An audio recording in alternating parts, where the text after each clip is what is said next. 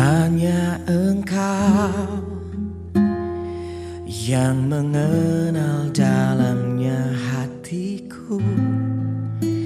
Kerinduan hati ini hanyalah dekatmu.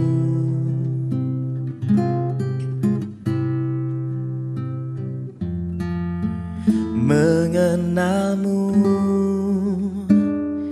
melebihi harta termulia.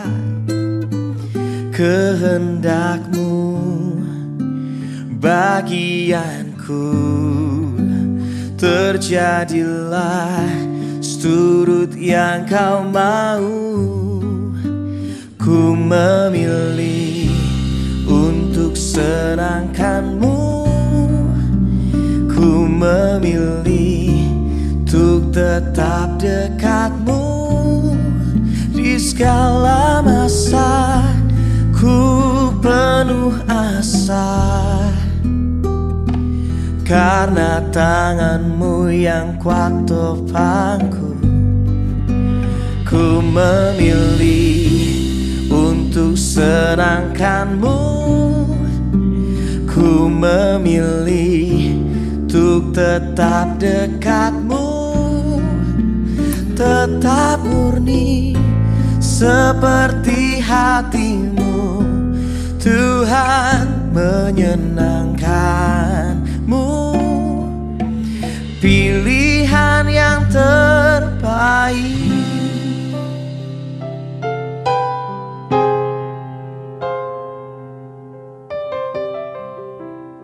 Shalom Bapak Ibu Saudara yang dikasihi oleh Tuhan. Selamat datang di ibadah online BMPD Palu. Sebelum kita memulaikan ibadah kita pada hari ini, ada beberapa hal yang harus saya sampaikan. Yang pertama, siapkan diri untuk beribadah, dan ibadah ini bukan tontonan. Yang kedua, ikutilah tuntunan ibadah. Ketika saat menyanyi, marilah kita menyanyi dengan sungguh-sungguh, mendengarkan firman Tuhan dengan bersungguh-sungguh. Dan berdoa, marilah kita ikut berdoa dengan bersungguh-sungguh. Yang ketiga, karena ini ibadah dan bukan tontonan, diharapkan Bapak, Ibu, Saudara sekalian untuk tetap tenang dan jangan bercakap-cakap selama ibadah berlangsung. Sekalipun Bapak, Ibu, Saudara mengikuti ibadah hanya di rumah kita masing-masing, tapi marilah kita beribadah dengan penuh sungguh-sungguh rasa berterima kasih karena kita memuji dan memuliakan nama Tuhan Yesus Kristus yang adalah Tuhan dan Juru Selamat kita. Selamat menikmati lawatan Tuhan. Tuhan Yesus memberkati.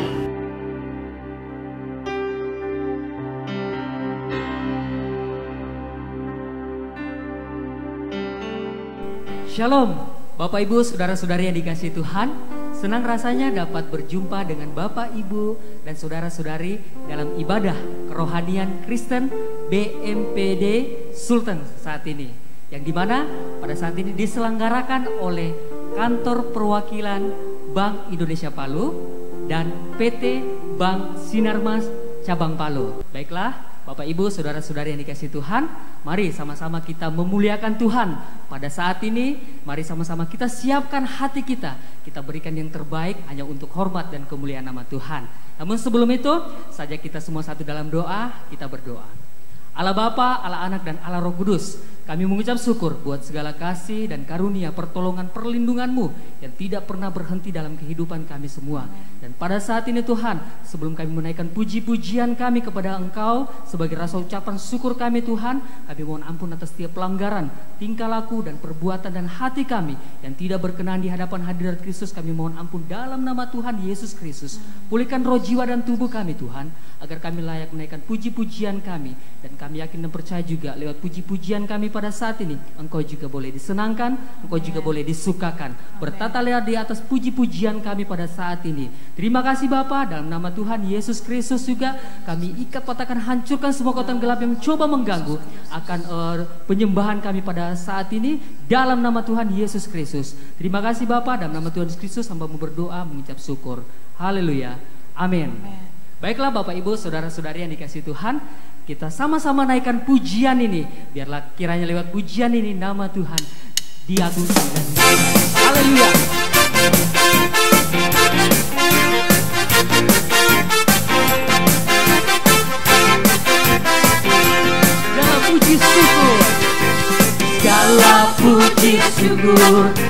hanya bagimu Tuhan, sebab Kau yang layak dipuja.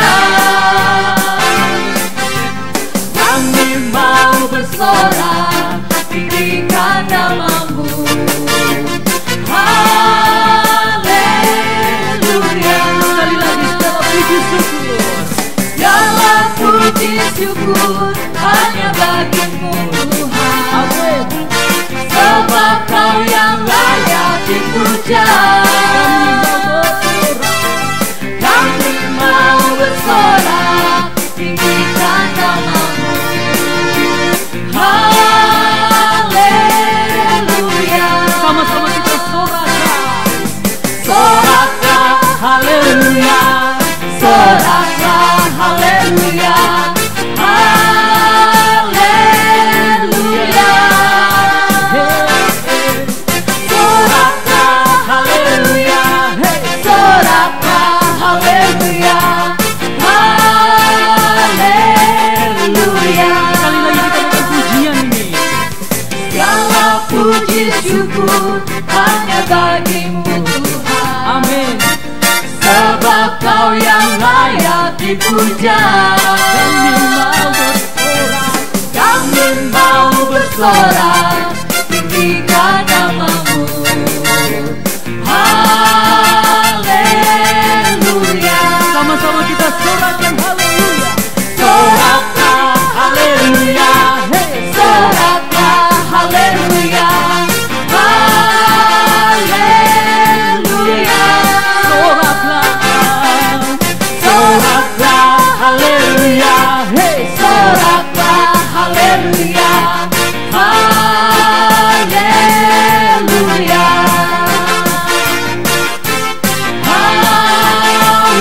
Haleluya. Allah yang kita sembah adalah Allah yang luar biasa. Kasihnya tiada pernah berkesudahan dalam kehidupan kita semua. Haleluya. Tiada berkesudahan. Amin. Kasih setiamu Tuhan, selalu baru rahmat-Mu bagiku. Hari berganti hari, Hari berganti hari, tetap kulihat kasih-Mu, tak pernah berakhir di hidupku. Sama-sama katakan Tuhan Yesus baik. Amin. Sungguh amat baik, untuk selama-lamanya Tuhan Yesus baik. Sekali lagi kita naikkan pujian ini. tiada berkesudahan. Kasih setiamu Tuhan, selalu baru rahmat-Mu bagiku. Hari berganti hari, Hari berganti hari, tetap kulihat kasih-Mu, tak pernah berakhir di hidupku. Sama-sama katakan Tuhan Yesus baik. mana handphonenya? Sungguh amat baik, Untuk selama-lamanya Tuhan Yesus baik. Tuhan Yesus baik. Tuhan Yesus baik. Ayo angkat handphone untuk Tuhan kita Yesus Kristus. Untuk selama-lamanya Tuhan Yesus baik. Sekali lagi kita naikkan pujian ini. Tiada berkesudahan. Amin. Kasih setiamu Tuhan, selalu baru rahmat-Mu bagiku. Hari berganti hari, Hari berganti hari, tetap kulihat kasih-Mu, tak pernah berakhir di hidupku. Tuhan Yesus, Tuhan Yesus baik. sungguh amat baik. Untuk selama-lamanya Tuhan Yesus baik. Katakan Tuhan Yesus, Tuhan Yesus baik. Amin. Sungguh amat baik. Untuk selama-lamanya Tuhan Yesus baik. Tuhan Yesus baik, sungguh amat baik.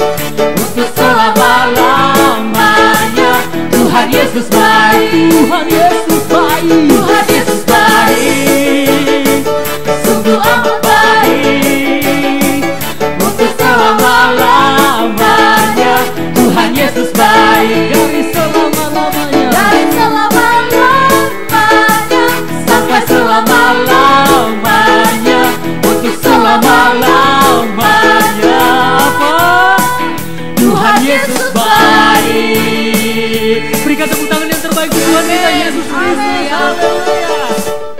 Sama-sama kita siapkan hati kita untuk mendengarkan kebenaran firman Tuhan. Kita naikkan pujian ini.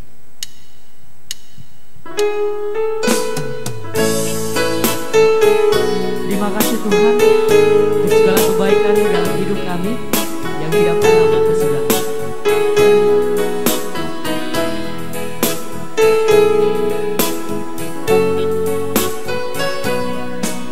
Bapa surgawi, ajarku mengenang betapa dalamnya kasih-Mu.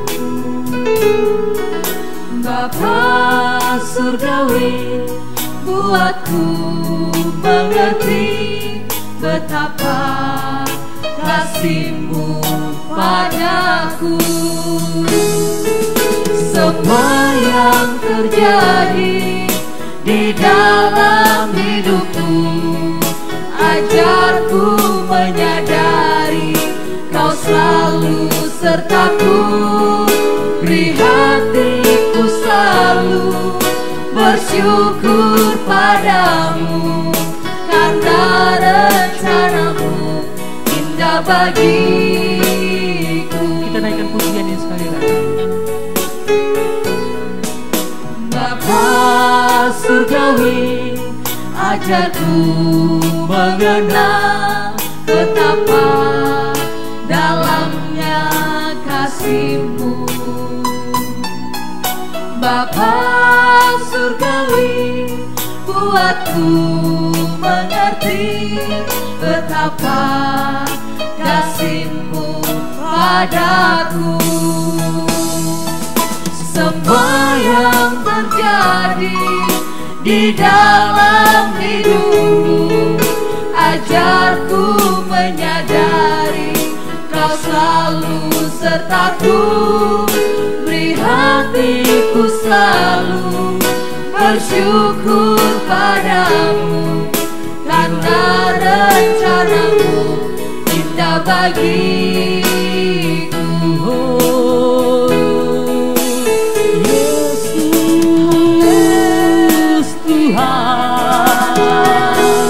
Engkau luar biasa, ada yang seperti Engkau Tuhan. Nama-Mu kudus, Engkau layak disembah. Engkau layak dipujikan Tuhan. Terima kasih Yesus, terima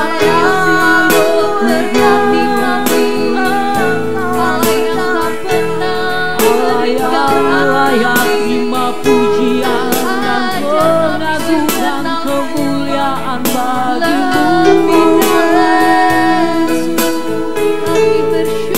Terima kasih Tuhan, terima kasih Yesus. Terima kasih Bapa. Semua yang terjadi Di dalam hidupku, ajarku menyadari Kau selalu sertaku. Beri hatiku selalu bersyukur padamu, karena rencana-Mu indah bagiku. Karena rencana-Mu indah bagiku, karena rencana-Mu indah bagiku.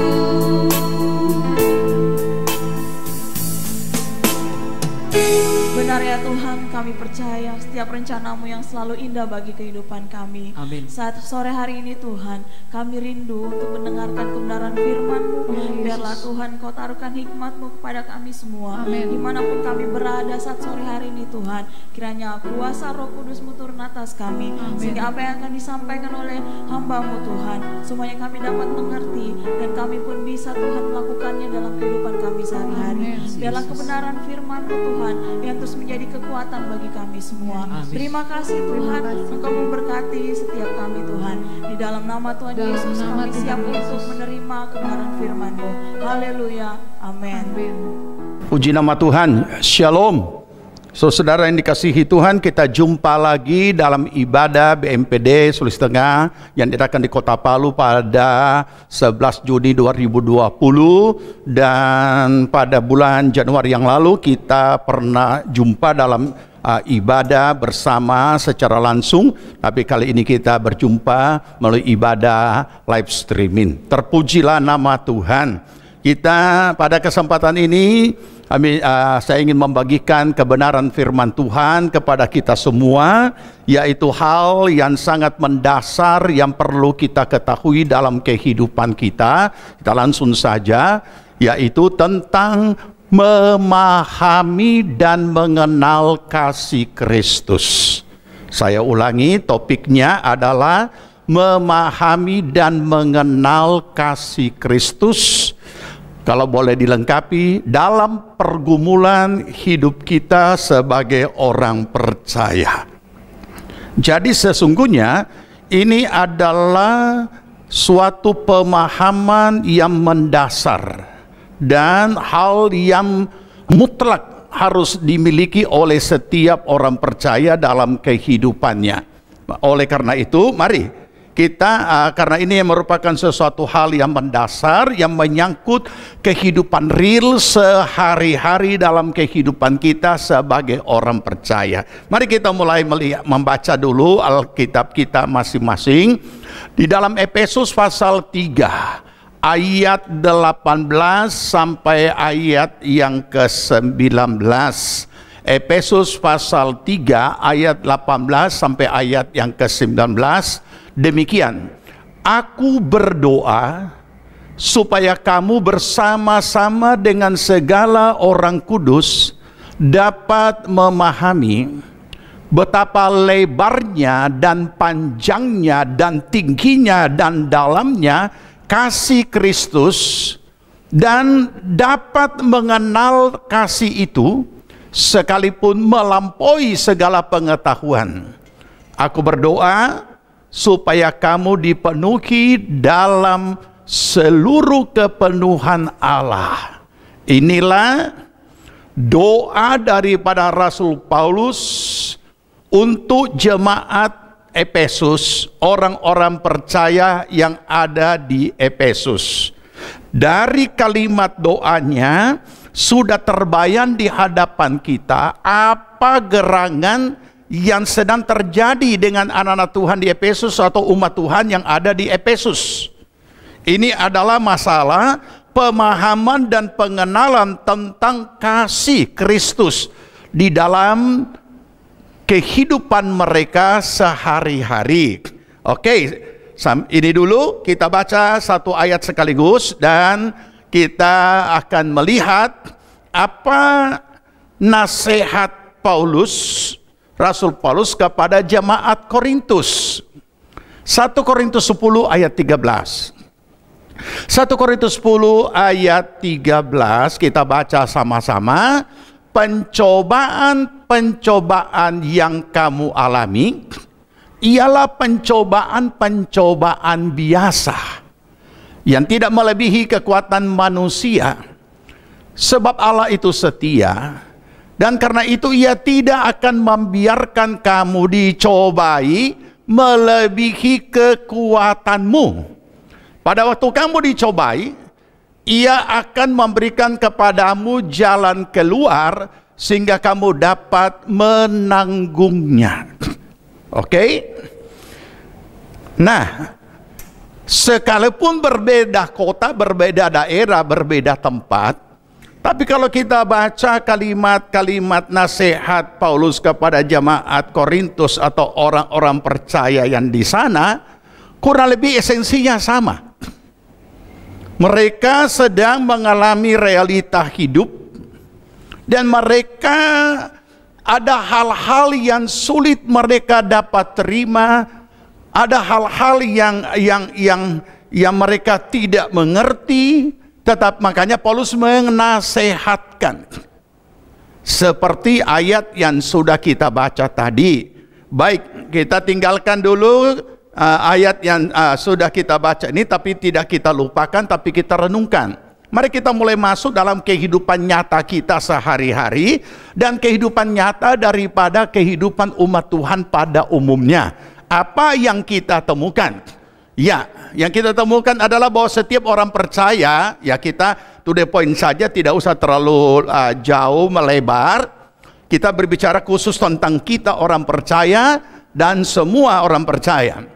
Yang kita temukan, kita ketahui bahkan juga diri kita, bahwa setiap orang percaya mengaku dengan iman bahwa mereka telah diselamatkan hanya oleh kasih Kristus yang dinyatakan dengan pengorbanan Kristus di atas kayu salib.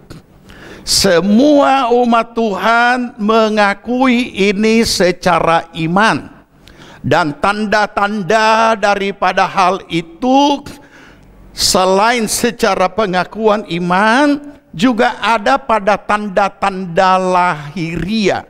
Karena kita lihat hampir semua gereja tidak ada di sana yang kita tidak temukan tidak ada salib. Selalu ada di dalam pernik-pernik yang dimiliki oleh orang Kristen, baik di rumahnya, baik di tubuhnya, baik di benda-benda kendaraannya dan lain sebagainya. Ada kalanya kita temukan gambar-gambar tentang salib. Jadi mereka yakin, itulah keyakinan mereka, bahwa keyakinan kita bahwa kita ini telah ditebus oleh darah Yesus Kristus, dan sebab kita oleh karena kasihnya maka kita ditebus dengan darah yang tercurah di atas kayu salib.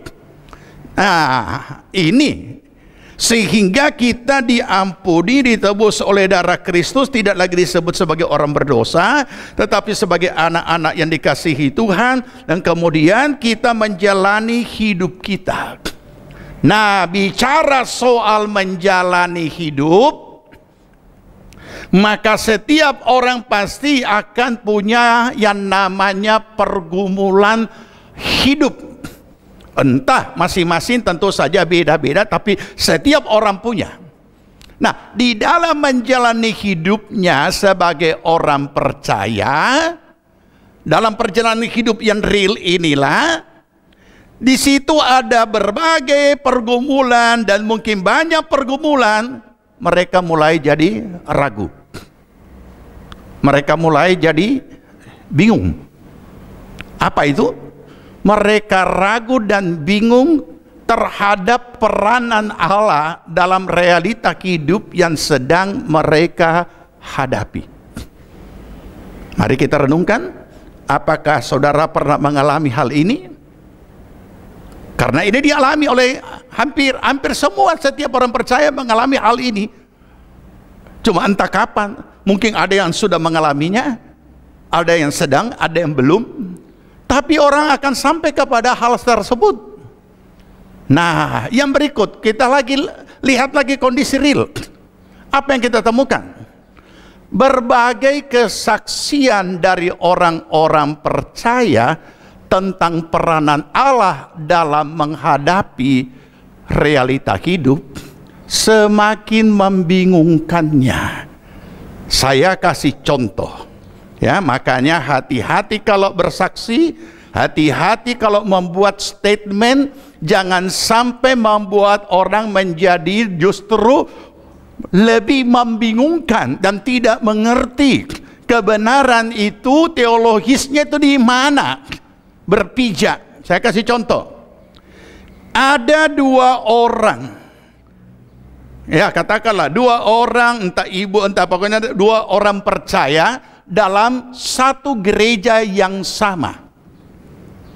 Ya, ibu yang pertama bersaksi dan menyaksikan, puji nama Tuhan, luar biasa Tuhan itu. Pertolongan, perlindungan memang tidak ada lain selain daripada hanya Allah yang hidup, Yesus Kristus. Saudara tahu, pada saat gempa dahsyat melanda kota Palu, luar biasa perlindungan Tuhan. Rumah saya masih tetap tegak berdiri sekalipun kiri kanan roboh. Dengan kemurahan Tuhan tidak ada satupun luka dan lain sebagainya dan lain sebagainya. Amin. Percayakah saudara bahwa Tuhan itu adalah menara perlindungan dan tempat perlindungan? Amin. Oke, benar. Memang benar, tidak salah. Ibu yang satu naik bersaksi dengan langkah yang lunglai dan lesuh dan dalam keadaan yang sangat tak berdaya. Dia berkata, saudara-saudara, dalam sepanjang perjalanan hidup mengikut Tuhan, baru ini kali saya mengalami suatu musibah yang luar biasa besarnya. Dengan air mata berlinang-linang dia mulai menyaksikan rumahnya bukan cuma roboh karena getaran gempa, tetapi juga rumahnya ditelan bumi, hilang entah kemana. Di dalam rumah itu ada anak-anaknya, ada dan ada anggota keluarga juga turut lenyap. Ya, bantu doa saudara-saudara supaya saya tetap dikuatkan. Oke? Simpan baik-baik dulu kedua orang yang bersaksi ini, tapi saya mau saudara renungkan dengan saya menitipkan satu pertanyaan, yaitu di manakah peranan Tuhan di antara kedua orang ini? Di manakah keadilan Tuhan tentang terhadap kedua orang ini? Di manakah bukti kasih Allah terhadap kedua orang ini? Sama-sama satu gereja, sama-sama pelayan Tuhan, sama-sama ketekunannya demikian, tetapi yang satu luput dari musibah, yang satu ditimpa musibah. Seringkali yang terjadi adalah penghakiman, bahwa orang-orang ini ya tentu ada dosa makanya hancur semua, hilang semua, nah lain sebagainya. Nah, satu lagi hal yang sama. Apa itu? Dua orang jemaat dari gereja yang sama, dua-dua punya satu stand atau punya kios atau toko di dalam mall. Mall itu terbakar.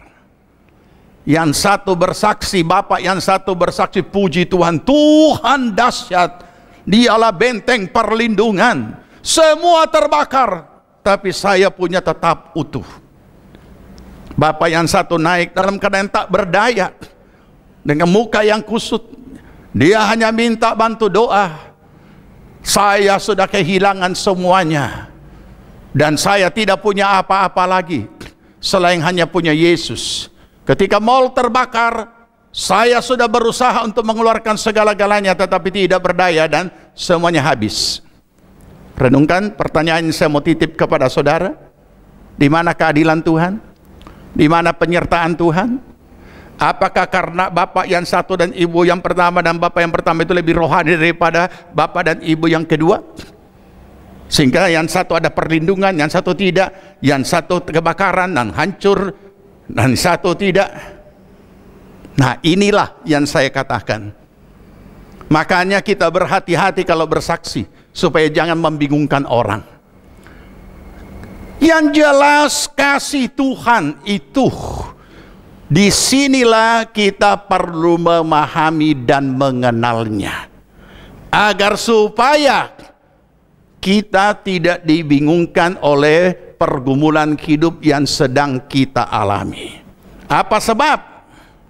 Ya, yang berikut kita temukan apa? Sebagian besar orang percaya tidak mampu memikul beban pergumulan hidup yang berkepanjangan, berujung dengan meninggalkan iman kepada Kristus. Saya kasih kesaksian. Pada suatu hari saya didatangi oleh seseorang pemuda tapi sudah cukup dewasa, dan dia datang ke pastori tempat saya tinggal dan bertanya, Pak Pendeta, apakah ada titipan dari ibu saya?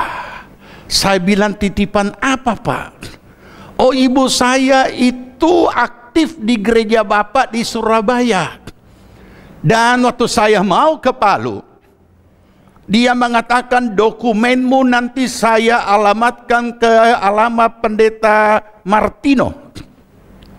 Dan saya katakan, oh sampai ini hari belum, tidak ada paket.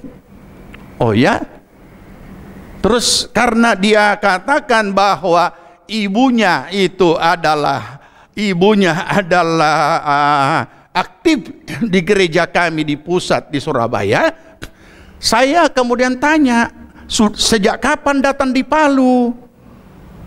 Oh, sudah kira-kira sudah 2 minggu.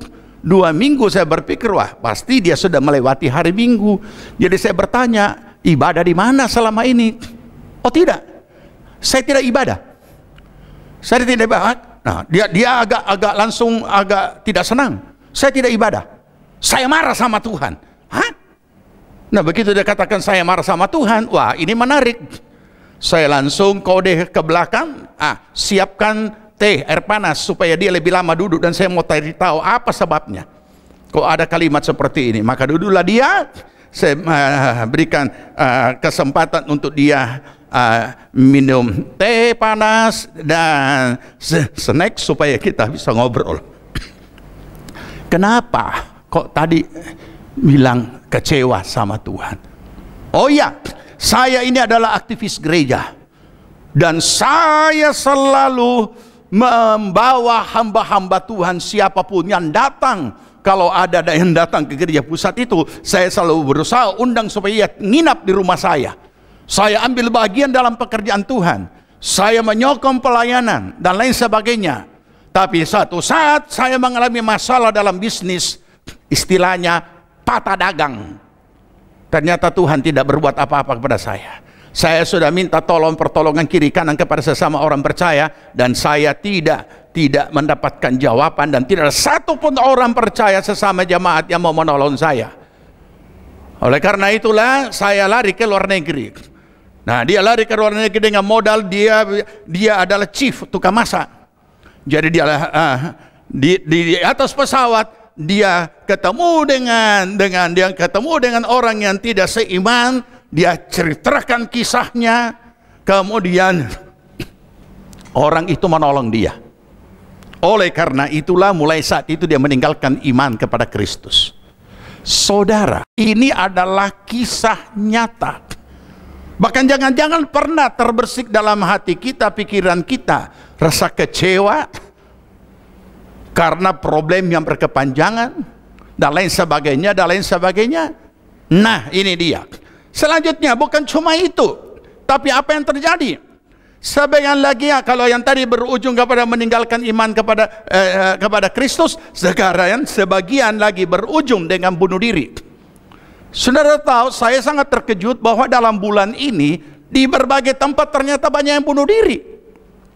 Ya, ini apa perikop-perikop yang saya cuplik di dalam berita.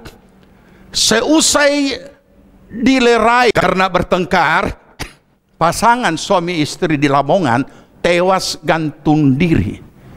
Berarti dua-dua bergantung. Nah, Lamongan Jawa Timur. Sempat ada lagi yang di tempat lain, sempat mengeluh hidup di masa corona. Warga Cakung bunuh diri di pohon ceri. Di tempat lain lagi terjadi, dimarahi orang tua karena sering keluar malam. Siswa SMP di Riau bunuh diri. Kecewa tidak punya akses ikut kelas online, seorang gadis bakar diri.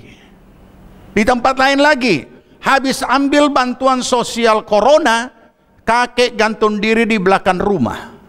Ini di saat-saat belum lama ini, di masa-masa pandemi ini, ada lagi kakek itu ada PDP corona, tewas loncat dari lantai 4 rumah sakit Hermina, langsung dimakamkan.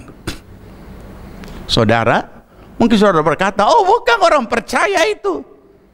Jangan dulu kita terlalu cepat mengklaim, sebab apa yang sama terjadi pada orang lain yang non percaya kepada Kristus, itu juga banyak terjadi pada umat Tuhan di dalam Kristus.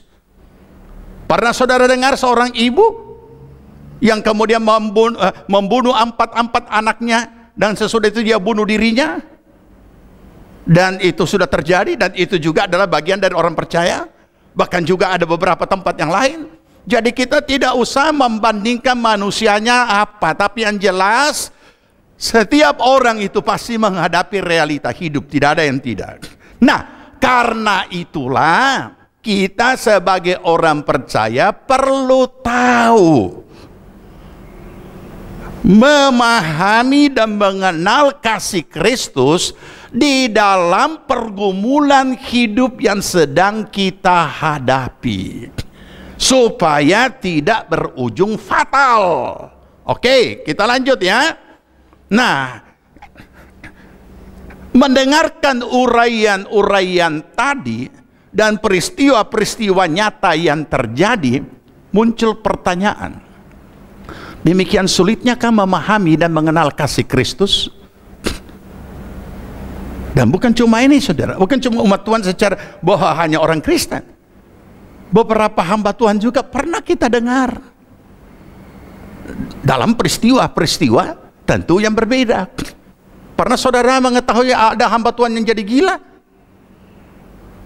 oleh karena pergumulan hidup? Dan pernah saudara juga mengetahui ada ibu gembala yang bunuh diri karena pergumulan hidup? Nah, inilah. Jadi mari kita renungkan, demikian sulitkah memahami dan mengenal kasih Kristus? Kita lanjut. Efesus 3 ayat 18 dan 19, Paulus mengingatkan jemaat Efesus. Aku berdoa, bahkan menjadi pergumulan doanya, supaya kamu bersama-sama dengan segala orang kudus, berarti tidak ada terkecuali, memahami betapa lebarnya dan panjangnya dan tingginya dan dalamnya kasih Kristus, dan dapat bukan cuma memahami, mengenal kasih itu sekalipun ia melampaui segala pengetahuan.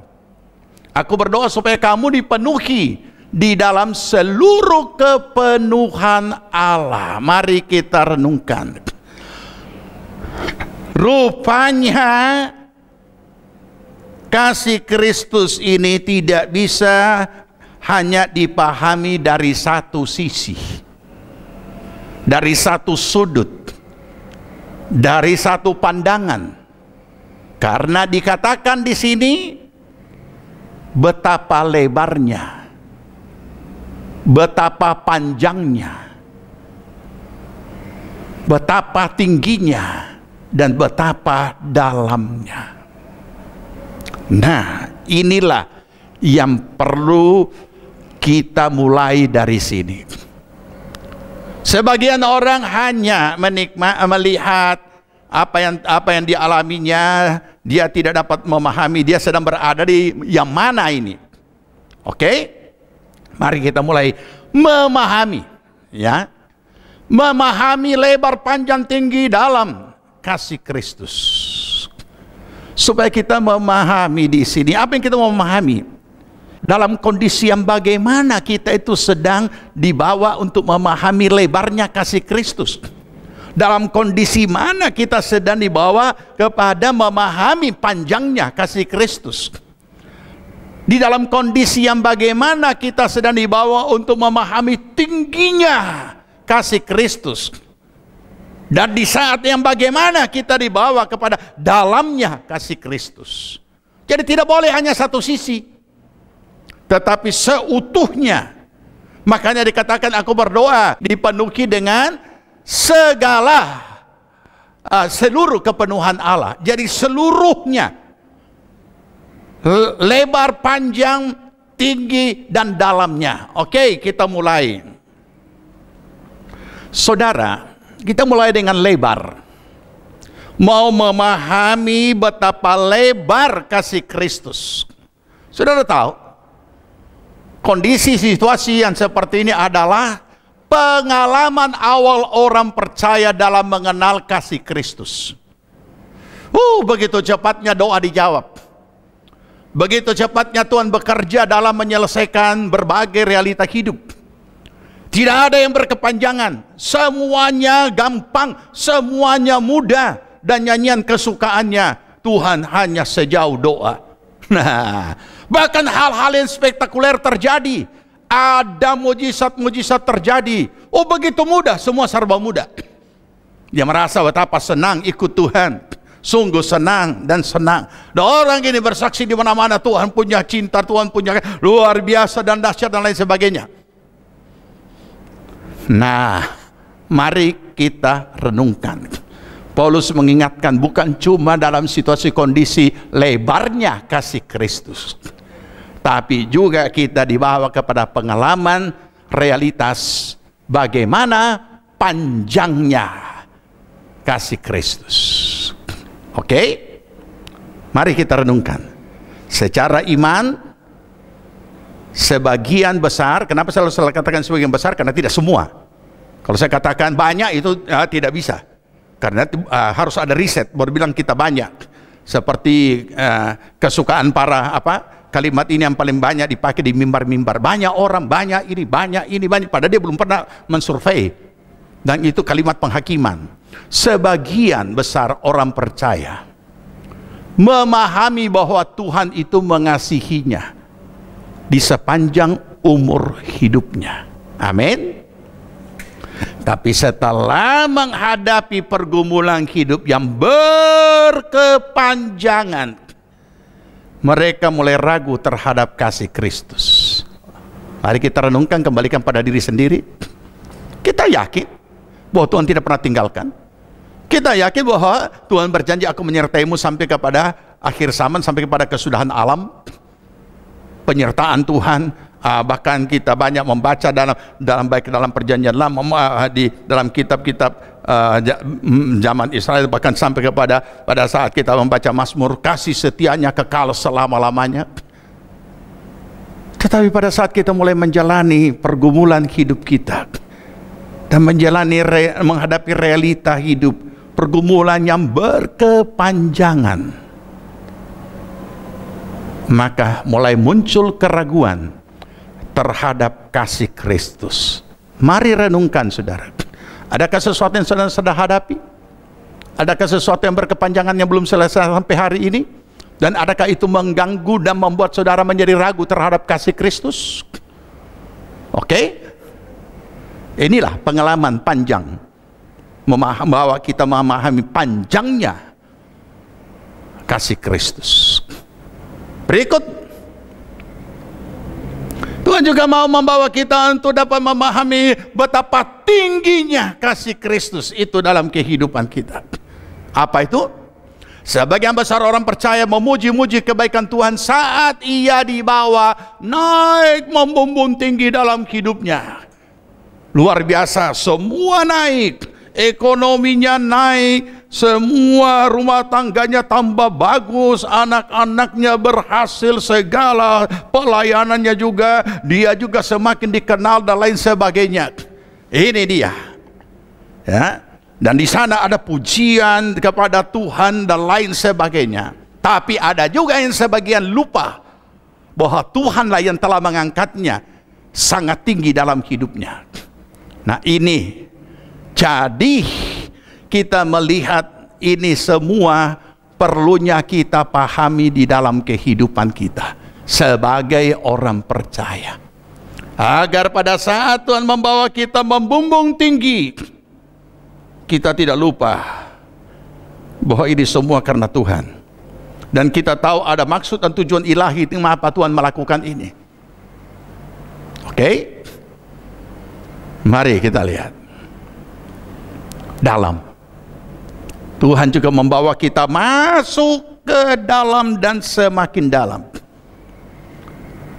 Masih ingat pujian? Lebih dalam lagi ku cinta kau, Yesus, lebih dari segala yang ada. Kalau itu adalah syair-syair puitis atau kalimat-kalimat puitis, kita perlu menyadari bahwa itu bukannya sekedar kalimat puitis indah, tetapi kalau semuanya itu bisa menjadi realita hidup, muncul dalam peristiwa. Sebagian besar juga orang percaya tidak dapat menerima ketika Tuhan membawa mereka mendalami kasih Kristus, seolah-olah dibawa masuk ke dalam tubir yang dalam. Ini. Padahal apa pemazmur Daud berkata, kemana aku akan sembunyi daripada hadirat-Mu? Walaupun aku masuk sampai ke dalam, dan di situ Engkau ada. Aku tidak bisa sembunyi dari hadirat-Mu. Berarti di mana hadirat Allah? Berarti Allah hadir, berarti kasih Allah ada di situ.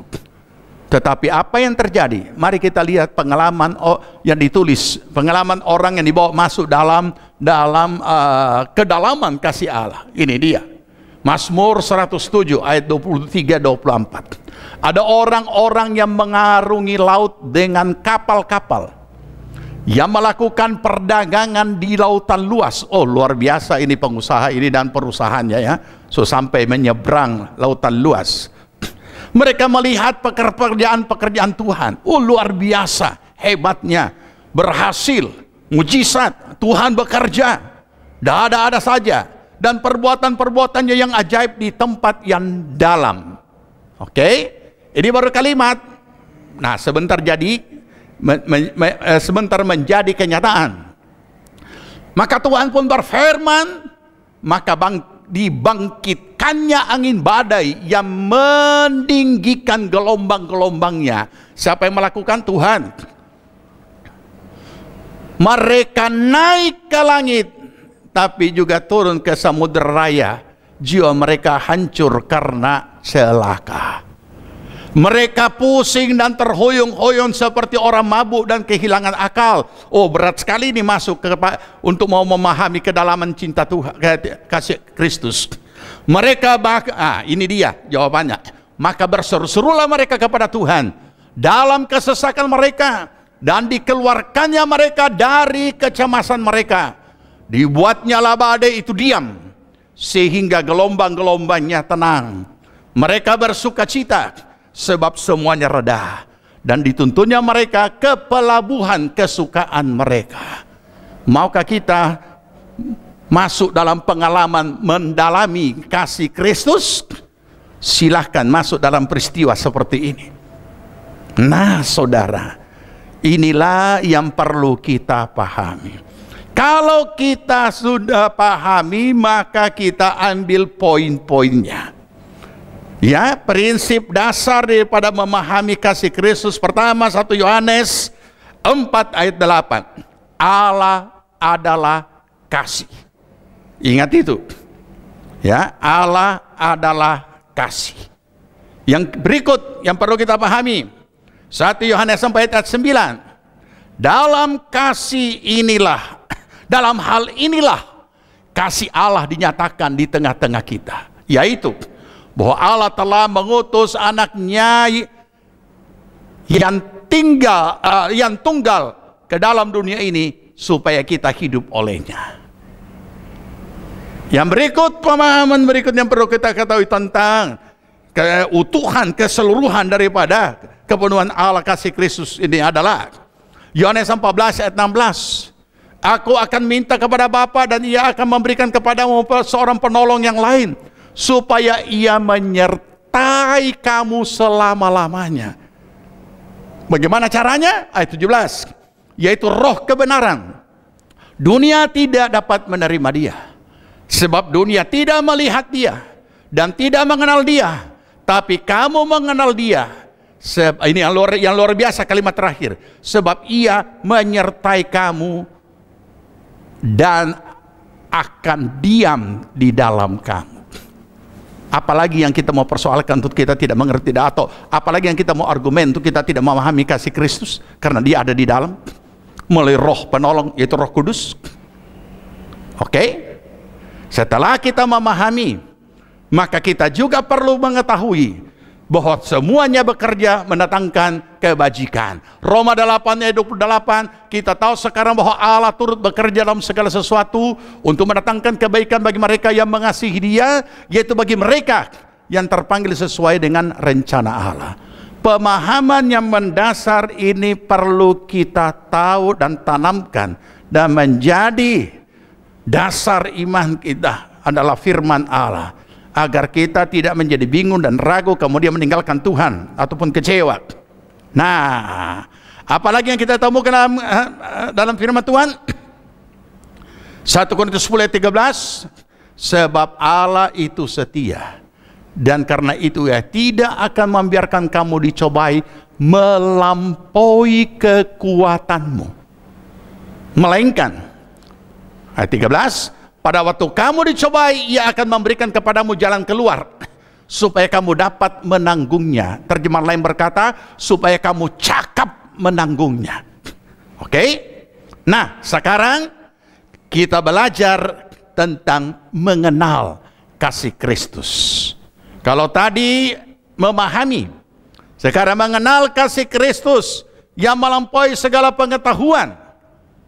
Kasih Kristus memang tidak dapat dipahami hanya dengan sebatas kemampuan pengetahuan dan pikiran manusia. Sebab manusia menilainya menurut pengertian sendiri. Harus dipahami dan dikenal oleh iman yang kita miliki di dalam Kristus. Sebab kasih Kristus melampaui segala pengetahuan. Nah, ini dia. Ya, sebab kasih Kristus melampaui segala pengetahuan. Oke? Mari kita merenungkan ini ayat. Khusus 1 Korintus 10 ayat 13.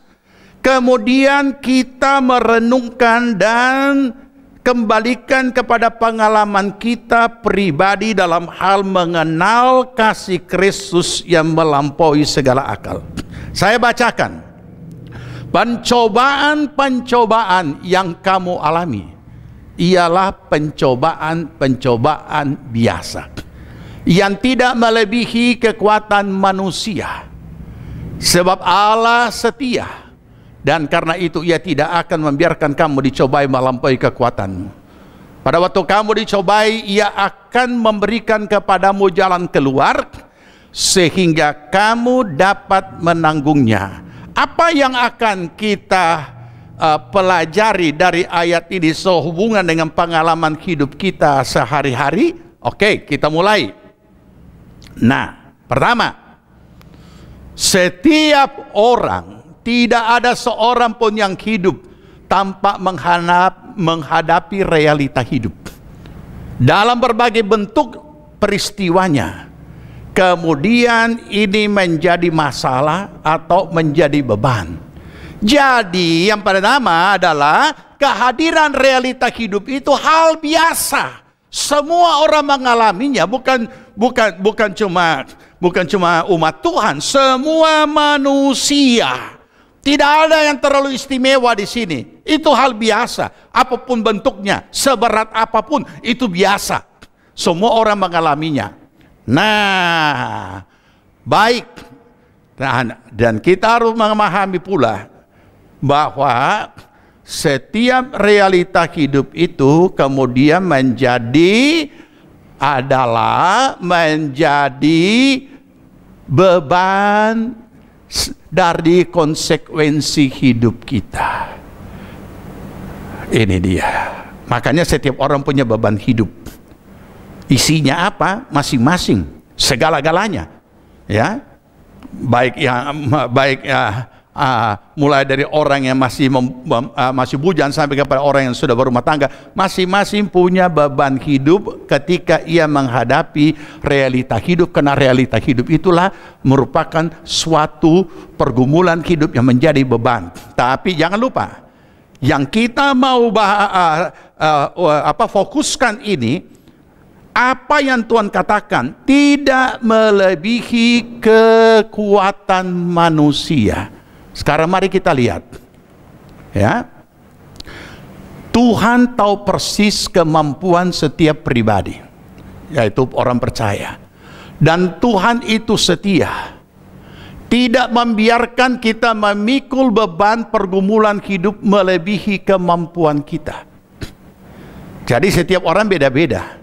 Ada yang bisa 100 kilo, ada yang 75, ada yang mungkin cuma 50. Tapi dikatakan tidak melebihi kekuatan manusia, bukan melebihi kekuatan malaikat. Tidak melebihi kekuatan manusia, berarti tiap-tiap saudara dan saya punya kemampuan kekuatan manusia untuk menghadapi realita hidup kita hari-hari apapun bentuknya. Dan itu merupakan tanggung jawab yang harus kita pikul, menjadi beban hidup kita. Tapi harus kita ingat, inilah cara Tuhan bekerja. Jangan saudara berkata, saya lebih berat, kamu lebih enggak. Tidak ada orang yang mau baku tukar, saya sakit gigi dan di sana sakit kanker. Yang sakit gigi bilang, aduh pesiksa ini. Nah, tapi yang kanker bilang, kita juga sakit gigi, nggak ada kanker. Tidak ada. Masing-masing beda-beda. Ya, itu contoh saja. Masih bahwa kita tidak saling mengetahui dan masing-masing punya beban. Oke, kita mulai dari sini. Ketika orang baru mulai ikut Tuhan, dia bersyukur karena bebannya diangkat. Dia merasa sukacita. Sebenarnya bukan berarti tidak ada beban. Dia hanya ada sukacita, ada kekuatan dari dalam, ada suatu harapan, ada suatu damai sejahtera dalam hatinya. Maka ia merasakan luar biasa Tuhan. Beban yang diangkat itu adalah beban dosa karena sudah ditebus dari segala dosa. Sudah ditebus. Makanya dia mengalami ini. Tetapi beban hidup hari-hari ada. Ya, dia masih dengan sukacita. Kenapa? Karena bebannya baru 20. Dan dia dengan senang hati kesana kemari menyaksikan Tuhan hebat, Tuhan luar biasa. Tuhan itu macam-macam dia punya kesaksian yang hebat-hebat tentang Tuhan. Setelah menjalani perjalanan hidupnya dan memikul beban ini dan menyampaikan bagaimana Tuhan menolong dia dan memberkati dia dan campur tangan, maka tidak lama kemudian dia mulai menghadapi tekanan beban. Dia hanya bertanya dengan pertanyaan yang ringan. Mengapa hal ini terjadi? Ya, dia berdoa dengan tekun, dia mohon kepada Tuhan supaya beban ini terangkat dan lebih ringan lagi. Dan dia berdoa, dia datang kepada hamba Tuhan, dia konseling, dan hamba Tuhan berkata, ya berdoa dengan sungguh-sungguh. Ya, memang itu jawaban kalau konseling. Ya, memang seolah-olah cuma hamba Tuhan yang sungguh-sungguh, jemaat tidak. Maka kemudian ia pun menjalani hidupnya karena sudah dikuatkan dan dia menyadari dia tidak melawan. Dia menyadari, oh mungkin jangan saya kurang sungguh-sungguh. Maka ia pun kemudian menjalani hidupnya dan ternyata selesai berdoa, bebannya malah bertambah menjadi 50. Pertanyaannya, masih adilkah Tuhan? Masih adakah kasih Kristus di situ? Dia datang konseling, dia minta bagaimana caranya. Ya, disampaikan bahwa ya mungkin kamu kurang sungguh-sungguh. Coba doa puasa. Karena ada ayat berkata bahwa jenis ini tidak akan keluar kalau bukan dengan doa dan puasa. Maka hamba Tuhan yang membimbing dia, menganjurkan dia coba ambil doa puasa. Dan Tuhan pasti tolong, Tuhan campur tangan dan lain sebagainya. Maka dia pun berdoa puasa. Apa yang terjadi? Setelah doa puasa ternyata dia punya beban menjadi 75 kilo. Berarti apa? Bertambah berat. Masih adilkah Tuhan? Ketika ini terjadi dalam hidup kita, berapa kemampuan kita tadi? 100. Nah, kalau kemampuan kita 100, beban yang ada yang kita pikul itu adalah 75. Masih adilkah Tuhan? Ya jelas masih adil. Tuhan tidak melebihi kemampuan. Dia datang kembali kepada gembalanya ataupun juga kepada hamba Tuhan. Saya sudah doa puasa, om, tante, dan lain sebagainya, Pak Gembala, Ibu Gembala. Kenapa justru tambah berat? Saya sudah tidak mampu, ini tidak kuat ini. Dia tambah bingung. Dia dalam kondisi yang memprihatinkan. Ya, biasanya kalau sudah datang kepada hamba Tuhan selalu jawabannya doa. Maka Pak Gembala maupun Ibu Gembala menganjurkan, coba kamu ambil bahagian dalam doa semalam suntuk. Maka ia pun juga mulai dengan sungguh-sungguh mengambil bagian untuk doa semalam suntuk. Sepanjang malam ia berdoa dan mohon supaya Tuhan campur tangan, Tuhan mengangkat, dan Tuhan merubah situasi kondisi yang ada. Setelah berdoa semalam suntuk, selesai doa semalaman, beban malah bertambah menjadi 80. Masih adilkah Tuhan? Ia sudah tidak berdaya. Dia sudah tidak bisa lagi mampu untuk itu. Dan yang paling puncak yang membuat ia sudah tidak berdaya adalah ketika bukannya lewat, bukannya selesai, bukannya menjadi terangkat semuanya. Sudah melewati semua cara-cara rohani, tapi beban semakin berat menindih. Sekarang 99,99 kilogram. Pertanyaannya, masih adilkah Tuhan? Saat-saat seperti inilah yang membuat orang tidak berdaya lagi. Saat-saat seperti inilah kalau kita tidak memahami dan mengerti. Ini belum melewati. Tapi karena kita tidak mengerti bahwa Tuhan masih punya hak. Karena di Tuhan tahu kita mampu 100. Makanya dia ketika sampai 99,99 itu belum melewati kemampuan. Tetapi karena perhatian kita, fokus kita hanya kepada pergumulan, kita sudah lupa kasih Tuhan, kita sudah lupa kehadirannya. Sehingga ada yang belum sampai di sini orang sudah menyerah, ada yang sudah sampai di sini orang sudah tinggalkan Tuhan, ada yang sudah sampai di sini sudah menghujat Allah dan meninggalkan Tuhan. Nah ini, oke. Oleh karena itu mari kita menyadari. Saya akan tutup dengan sebuah peristiwa yang kita kenal bersama dalam Daniel. Apa itu? Daniel 3 ayat 16 menulis di situ, lalu Sadrak, Mesak dan Abednego menjawab Raja Nebukadnezar, tidak ada gunanya kami memberi jawab kepada Tuanku dalam hal ini. Jika Allah kami yang kami puja sanggup melepaskan kami, maka ia akan melepaskan kami dan perapian yang menyala-nyala itu, dan dari dalam tanganmu ya Raja. Tapi seandainya tidak, hendaklah Tuanku mengetahui ya Raja, bahwa kami tidak akan memuja dewa Tuanku dan tidak akan menyembah patung emas yang Tuanku dirikan itu. Marah Nebukadnezar, dia suruh kasih panas 7 kali, ikat Sadrak, Mesak, Abednego untuk dibuang ke dalam api. Bahkan Alkitab mengatakan orang yang membuang dia pun mati disambar api. Saudara, Alkitab tidak menulis secara panjang lebar. Hanya seperti inilah rangkaian peristiwa itu. Tapi jangan lupa, Sadrak, Mesak, Abednego bukan dewa. Sadrak, Mesak, Abednego adalah manusia lahiriah jasmani seperti saudara dan saya, namun ada iman. Dan sebagai manusia lahiriah itu juga akan demikian pun juga terjadi pada mereka. Ya, bagaimana percakapan di antara mereka? Alkitab memang tidak tulis. Tetapi kita tahu bahwa itu adalah lumrah ketika mereka saling menguatkan. Apa yang terjadi? Mereka berdoa. Mungkin kita akan berkata, oh kalau kita akan menasihati berdoa, Tuhan pasti tolong. Tetapi apa yang terjadi? Malahan perintah raja mengatakan, panaskan 7 kali. Mari kita renungkan. Jadi Sadrak, Mesak, Abednego ini, dapur api tidak batal, tetap ada.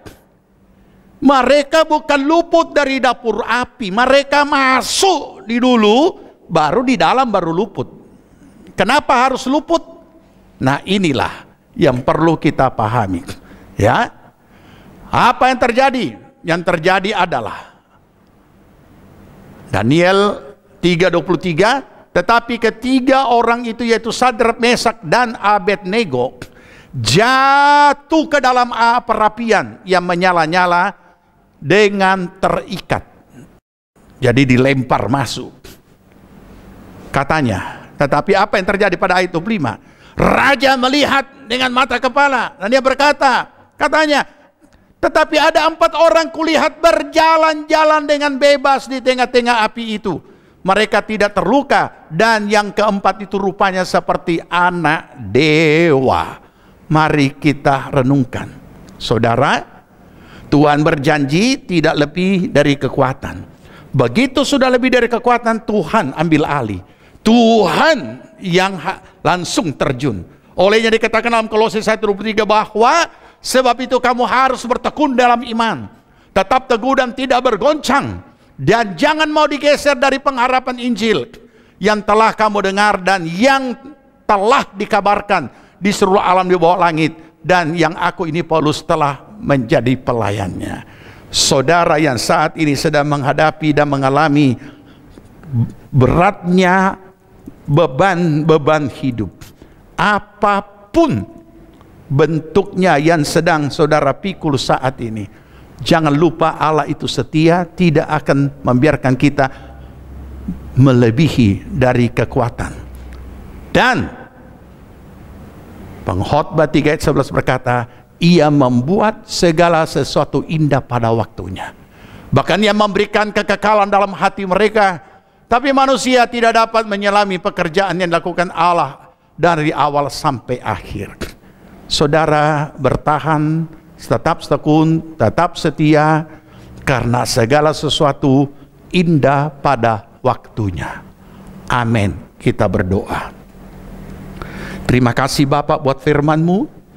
Kami boleh belajar untuk belajar memahami dan belajar mengenal akan kasih-Mu.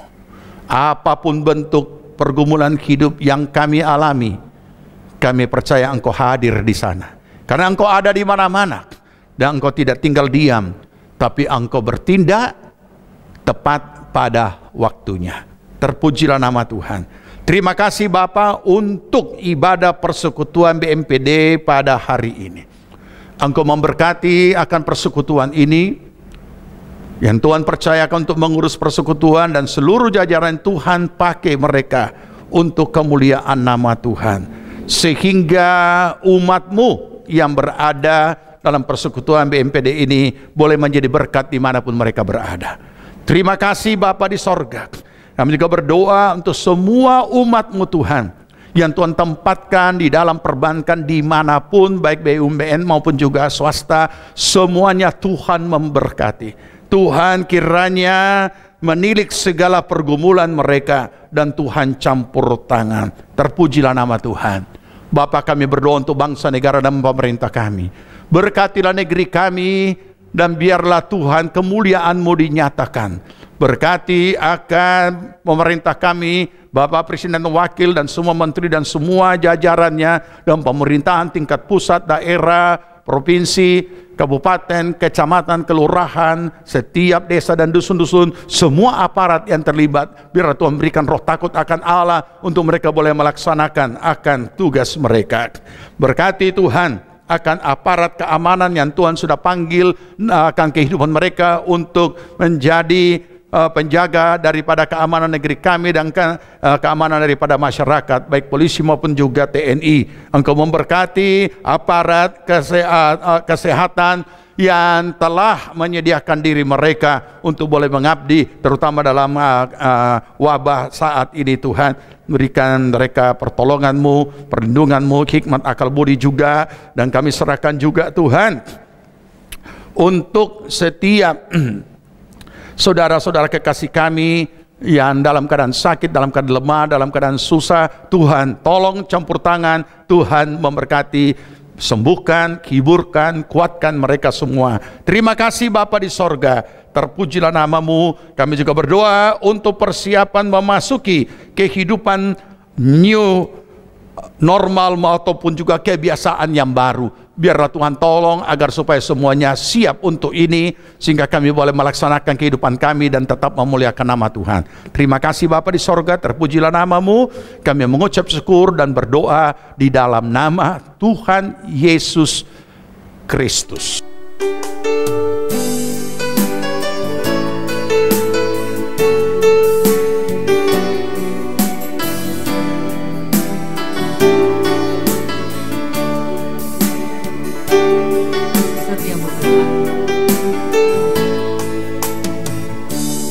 Kasih setia yang ku rasakan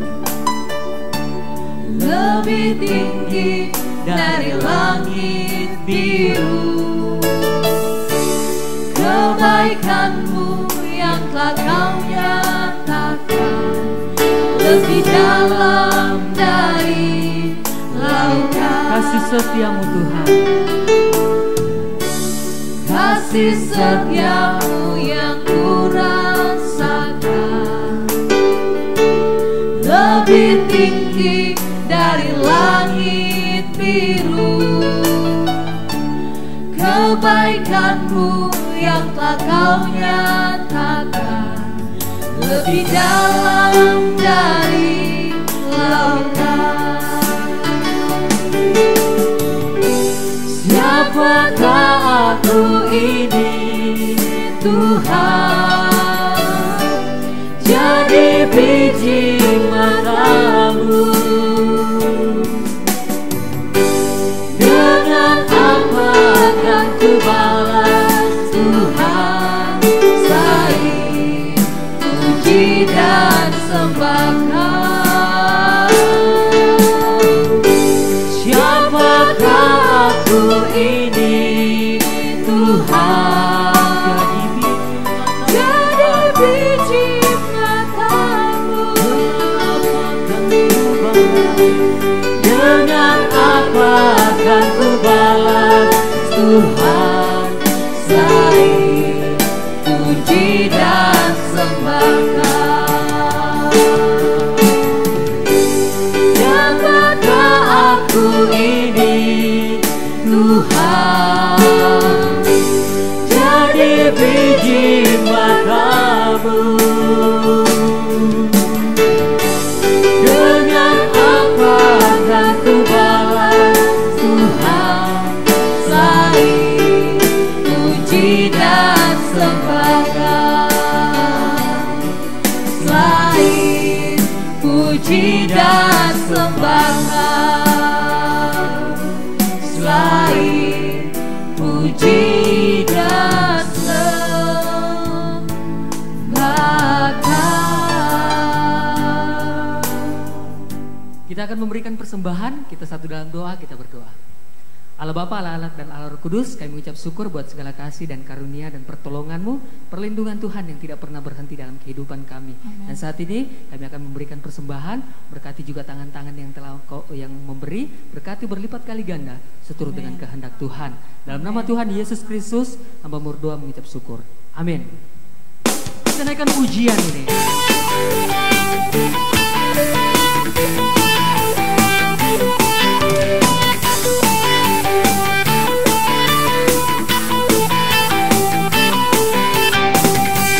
Kasih setiamu nyata bagiku, hikmat kebajikan tersedia bagiku. Sebab Allah sanggup limpahkan segalanya, dan anugerahnya sangat besar bagiku. Sama-sama katakan, aku diberkati, aku dilimpahi, karena Allah sanggup untuk menyediakan. Aku diberkati, aku dilimpahi, karena sempurna anugerah Tuhan bagiku. di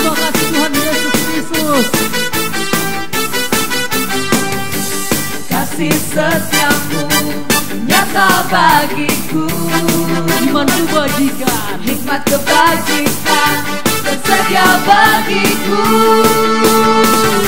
Sebab alasanku limpahkan segalanya, dan anugerahnya sangat besar bagiku. Aku diberkati, aku dilimpahi, karena alasanku untuk menyediakan.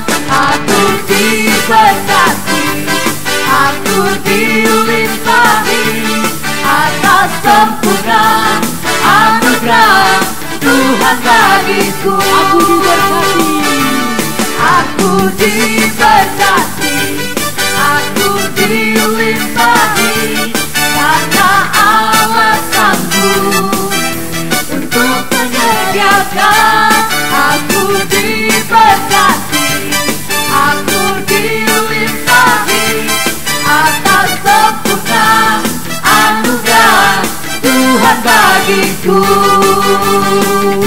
Terima kasih Tuhan Yesus Kristus. Kita berikan tepuk tangan yang terbaik untuk Tuhan kita Yesus Kristus. Haleluya. Saudara-saudaraku yang dikasihi Tuhan, terimalah berkat damai sejahtera dari Tuhan Yesus Kristus.